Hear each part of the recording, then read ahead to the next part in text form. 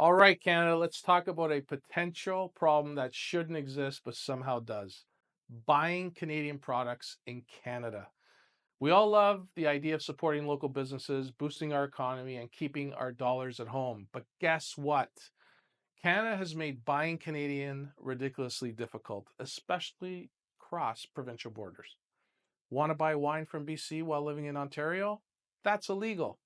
How about a truckload of dairy from Quebec? Might as well be shipping from Europe. Regulations make it easier for some businesses to trade with the US than with our own countrymen. So today, we're exposing Canada's internal trade nightmare.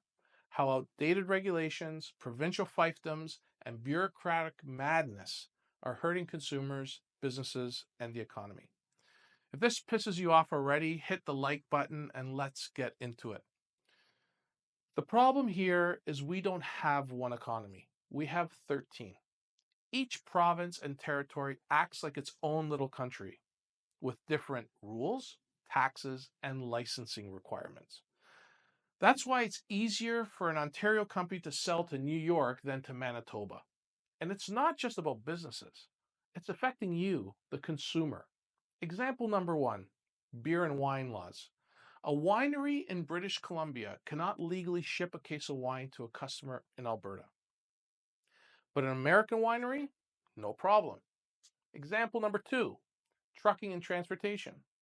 Trucking regulations change from province to province, forcing companies to waste time and money on unnecessary paperwork. Meanwhile, a truck can roll across the US from New York to California without a problem. Example number three, dairy and eggs. Dairy from Quebec might as well be coming from Europe when trying to sell in other provinces, thanks to our insane supply management system. It's economic self sabotage. So, what does all this nonsense cost us? It's estimated that Canada's internal trade barriers reduce our GDP by up to $130 billion a year. That's the equivalent of every Canadian losing $3,500 annually. Businesses are paying extra for compliance, licenses, and logistics, costs that get passed down to you. Foreign companies benefit while Canadian businesses suffer.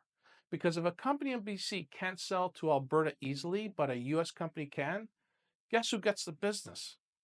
We keep talking about boosting the Canadian economy, but how the hell are we supposed to do that when our own system is blocking our own companies from growing? Here's the frustrating part.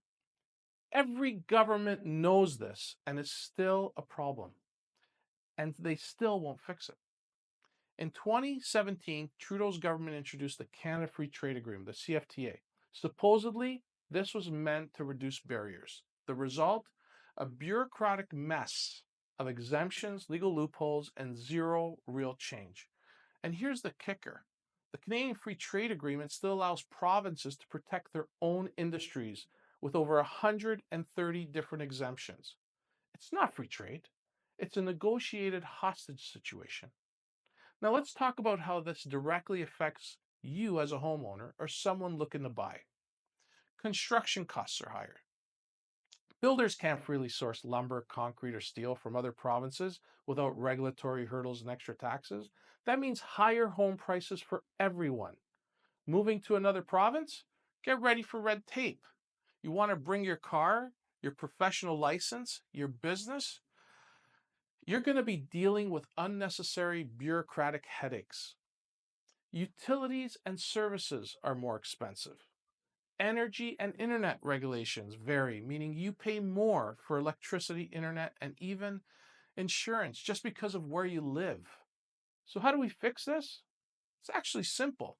Step one, force the provinces to play ball. The federal government needs to override provincial roadblocks and enforce true free trade between provinces. Step two, cut the red tape. Regulations on transportation, licensing, and sales should be standardized across the country. And step three, call it what it is, economic stupidity. We need to stop pretending this is good policy and call it what it is. It's economic sabotage. What can you do? Make noise, demand change, contact your MPs, your provincial representatives, and tell them you're tired of paying more for Canadian goods in Canada then foreign goods. And most importantly, share this video, because the people who understand this, the harder it will be for politicians to keep ignoring it. All right, folks, if this rant made sense to you, hit like, subscribe, and drop a comment below. Have you ever run into a stupid interprovincial trade rule? Tell me about it in the comments. This is Vince Gaetano from OwlMortgage.ca. Thanks for listening. And remember, the Wise Old Owl is here to help you navigate through the noise and provide insight to the financial chaos in the current environment. Stay informed, stay vigilant, and together, let's chart a path to financial stability. Cheers.